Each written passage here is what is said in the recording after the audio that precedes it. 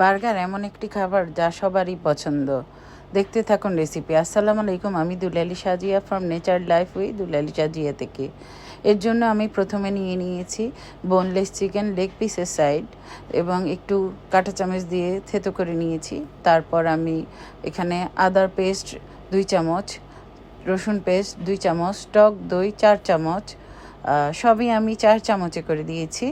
ধনে গুঁড়া 1 চামচ, মরিচের গুঁড়ো 1 চামচ, গোলমরিচের গুঁড়ো 1/2 চা চামচ এবং দরদরা লাল মরিচ দিয়ে দিয়েছি 1/2 চা চামচ, সয়া সস দিয়েছি 1 চামচ, ওয়েস্টার সস দিয়েছি 1 চামচ এবং আমি এখানে মধু দিয়েছি 2 চামচ এবং সুইট চিলি সস দিয়েছি 1 চামচ, টমেটো কেচাপ দিয়েছি আমি 2 টেবিল চামচ দিয়ে ভালো করে মেখে নিয়েছি। তারপর আমি এখানে লেবুর রস দিয়ে দিচ্ছি, প্রায় একটা লেবুর মতো দিয়ে দিয়েছি, ছোট সাইজের, বড় হলে আপনারা হাফ দিয়ে দিবেন। এরপর আমি তেল দিয়ে মেখে নিয়েছি, ম্যারিনেট করে রাখবো। এখন আমার যতটুক লাগবে আমি ততটুক নিয়ে নিচ্ছি। এখানে আমি কয়েক পিস নিয়েছি আমার আজকের খাবার বানানোর জন্য। এরকম ম্যারিনেট করে আপনারা রাখতে পারেন, শর্মা, চিকেন, বার্গার, যে কোনো কিছু আপনারা বানিয়ে খেতে পারেন। আমি এখানে ডিম ফেটিয়ে নিয়েছি, ডিমের মধ্যে চুবিয়ে আমার ম্যারিনেট করা চিকেনটা, আর দেখছেন নিশ্চয়ই আমি চামড়া সহ নিয়েছি, কিন্তু নিয়ে ভালো করে আমি ব্রেড ক্রাম্বসের মধ্যে এপিট ওপিট করে মাখিয়ে নিয়েছি। তো যাই হোক, আবার এরকম করে আমি প্রতিটা ব্রেস্ট, আমার চিকেন ব্রেস্ট ম্যারিনেট করা, আমি ডিমে ডুবিয়ে ব্রেড ক্রাম্বসে নিয়ে নিচ্ছি। তেল এখানে আপনারা মিডিয়াম হিটে আস্তে আস্তে করে এই চিকেনটা ভাজতে হবে। কখনো এখানে হাই ফ্লেমে আপনারা চিকেন ভাজতে যাবেন না, তাহলে চিকেনটা পুড়ে যাবে, ভিতরে হবে না।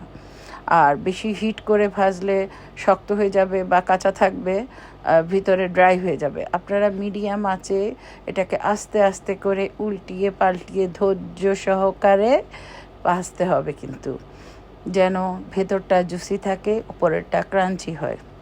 তো বন্ধুরা, এই পর্যন্ত যারা দেখেছেন, যদি ভালো লেগে থাকে, লাইক বাটন যদি প্রেস করে না থাকেন, তাহলে লাইক বাটনে প্রেস করে দিয়ে ফেলুন।